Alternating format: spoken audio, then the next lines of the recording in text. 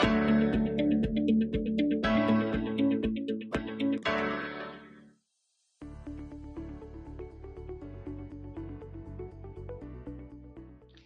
students and welcome to this math session. In today's session we'll learn how to calculate mean of a grouped data.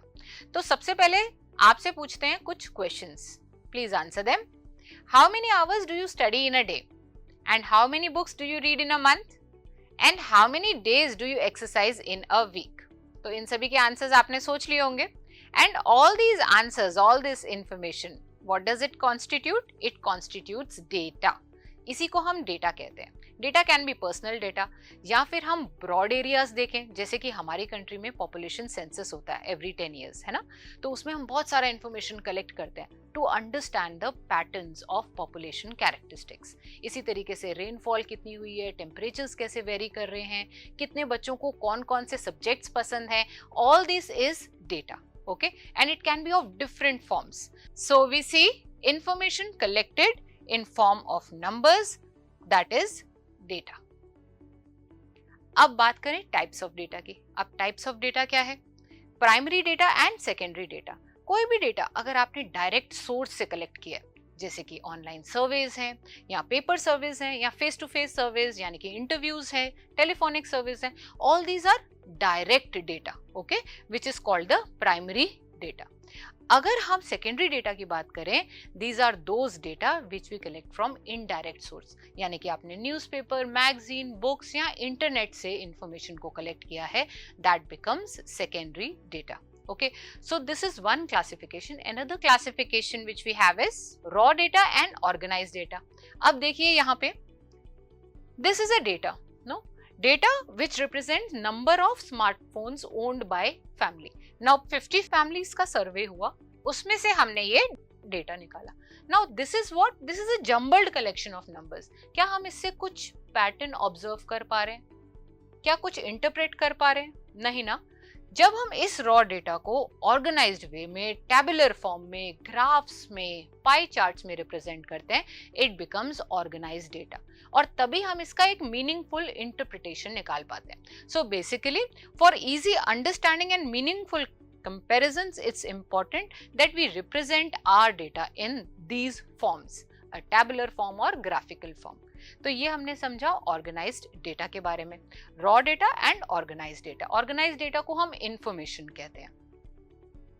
बात करते हैं statistics की. तो basically broadly देखा जाए तो statistics is a branch of mathematics which deals with collection, classification, tabulation as well as interpretation of this numerical data. तो ये हमारा फील्ड है पूरा स्टैटिस्टिक्स का. अब आते हैं एक एग्जाम्पल पे. देखिए यहाँ पर क्या दिख रहा है, there are two batsman, Deepti and Parul. अब दोनों के हमारे पास स्कोर्स हैं पिछले 5 मैचेस के. We have the run scored by them. Is there a possible way by which we can compare their performances? अगर बोला जाए हमें कंपेयर करना है परफॉर्मेंस, कैसे करेंगे? Yes, you are right. We will say that we will calculate the average. जब आप एवरेज निकाल लेंगे, उस एवरेज को आप कंपेयर कर लेंगे, and that is how you compare their performances. तो जब हम एवरेज बोलते हैं तो ये एवरेज क्या है? एक ऐसी वैल्यू जो सारे डेटा को रिप्रेजेंट करे, one value representing the whole set of data, और यही कहलाता है मेजर्स ऑफ सेंट्रल टेंडेंसी, जो हमने अपनी प्रीवियस क्लास में भी पढ़ा. Central tendency is a type of summary of data set through single value which represents the center of the given data. और क्या क्या central tendencies होती हैं हमारी? Mean, median and mode. When we say mean, it means the average of the data. Median is the centermost value and mode is the most frequently occurring value in the data set. तो इस तरीके से, and there are different situations in which we apply different measures of central tendency. Now, suppose we have an example, okay? Now, these are marks of 30 students of class 10 in a certain school, और 100 में से उनके कितने marks आए हैं ये हमें यहाँ पर given है. ठीक है, अब हमें क्या निकालना है? मीन निकालना है. ऐसे क्वेश्चंस हमने अपनी प्रीवियस क्लास में करे हुए हैं. कैसे करते थे हम? ये हमारा ऑब्जर्वेशन है, यानी कि मार्क्स ऑब्टेन्ड है. ये हमारे नंबर ऑफ स्टूडेंट्स हैं. What we used to do is, एक और कॉलम बना लेते थे FI XI का, और इनको मल्टीप्लाई करते चले जाते थे and at the end what we used to do is summation fi upon summation fi और ये करके हम मीन निकाल लेते थे. This is what we learned in our previous class. But real life situations में ऐसा अनग्रुप्ड डेटा ना हो के हमें ग्रुप्ड डेटा मिलता है. ग्रुप्ड डेटा के साथ हम काम करते हैं क्योंकि डेटा बहुत ज्यादा होता है. तो आइए इसी एग्जाम्पल में इस अनग्रुप्ड डेटा को हम ग्रुप्ड डेटा की फॉर्म में कन्वर्ट करते हैं. देखते हैं कैसे. We'll make a table with class intervals. अब हमने क्लास इंटरवल्स ले लिए. क्लास इंटरवल्स हमने देखो फर्स्ट स्टार्ट किया 10 to 25 यानी कि क्लास विड्थ कितनी ली 15 की. इसी तरीके से आगे 25 to 40, 40 to 55, 55 to 70, 70 to 85 and 85 to 100. अब इसमें हम वैल्यूज पुट कर देते हैं. देखिए 10 से 25 मार्क्स कितने बच्चों को आए हैं. ये आया है, ये आया, ये तो 36 हो गया, तो ये इस क्लास में नहीं आएगा. तो यानी कि 2 बच्चे ऐसे हैं जो हमारे इस क्लास इंटरवल में आएंगे. 25 to 40 की बात करिए तो ये 3 है. अब यहाँ पर ये 40 मार्क्स हैं, तो 40 मार्क्स वाला इधर जाएगा या नेक्स्ट वाले क्लास इंटरवल में आएगा. सोचिए, ये हमने पिछली क्लास में भी डिस्कस किया था. 40 will go in the third class interval, वो उसका पार्ट होगा. Upper limit here will be the part of the next class interval. तो यहाँ पे हमारे पास 3 बच्चे रह गए. Number of students will be 3. Now for this you can see this is 4 and 3, this is 7. 55 to 70 के बीच में हमारे फिर ये 2 and 4 आ गए यानी कि 6 हो गए. 70 to 85 के बीच में we have 4 plus 1 plus 1 again 6 and 85 to 100 के बीच में 2, 3 and 1 again 6. तो इस तरीके से हमने एक अनग्रुप्ड डेटा को क्लास इंटरवल्स की मदद से ग्रुप्ड डेटा में कन्वर्ट कर दिया.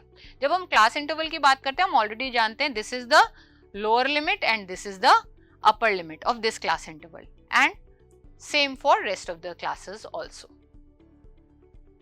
अब जब हमें डायरेक्ट मेथड से मीन निकालना है तो हमें क्या करना है, इस तरीके से हम टेबल को प्लेस कर देंगे vertically and now for class mark we will calculate class mark. Now what is this class mark? Let's understand. This frequency is evenly distributed over this class interval. तो क्लास इंटरवल की जो middle most value है उसको हम observation लेंगे और ये middle most value ही होती है क्लास मार्क. इसको हम कहते हैं क्लास मार्क. तो बताइए 10 और 25 के बीच वाली वैल्यू कौन सी होगी. How will we calculate class mark. Lower limit plus upper limit divided by 2. तो करिए जरा 10 प्लस 25 डिवाइडेड बाय 2 कितना हो गया 17.5 है ना. तो ये आपने करा. इसी तरीके से इधर करिए 25 प्लस 40 डिवाइडेड बाय 2 या इनका मिडिल मोस्ट अगर नंबर आप ऐसे ही बता सकते हैं ओरली भी तो आप बता सकते हैं, लिख सकते हैं डायरेक्टली उसको 32.5. यहाँ देखिए 47.5 आ जाएगा आपके पास. 55 to 70 में it will become 62.5. Adding upper limit and lower limit and dividing by 2. 70 to 85 में हो जाएगा 77.5. 85 to 100 में हो जाएगा 92.5. ठीक है ना. हमने क्लास मार्क्स निकाल लिए. फ्रीक्वेंसी हमारे पास ऑलरेडी है. अब वही करना है FI XI दोनों का आप कॉलम्स का प्रोडक्ट करते चले जाइए. तो करिए जरा इसको. क्या आएगा आपके पास 2 into 17.5 would be 35. 3 into 32.5 would be 97.5 and so on you can calculate. So you will get this table. Okay? तो ये टेबल आपको मिल गया जिसमें आपने क्लास मार्क्स निकाले यहाँ पर, the middle value of the class interval and then आपने FI XI से ये वाला कॉलम पूरा कर दिया. ठीक है ना. तो अब मीन कैसे निकलेगा. What is the formula of mean. We already know that mean is summation FI XI upon summation FI.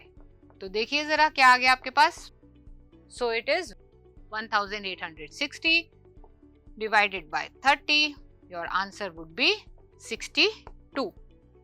So 62 is the mean. यहाँ पे जो नंबर्स है कि मैम यहाँ पे पॉइंट्स में हमारा डेसिमल में नंबर्स जा रहे हैं, हमारी कैलकुलेशंस बढ़ रही हैं. ये आज हमने एक मेथड समझा है इस सेशन में, direct method. There are two other methods, assumed mean method and step deviation method, जो कि हमारी इन कैलकुलेशंस को और भी ज्यादा आसान कर देगा. So wait for the next session. Till then you can try this question for yourself using direct method, and I will meet you in another interesting math session. Till then, take care of yourself and happy learning.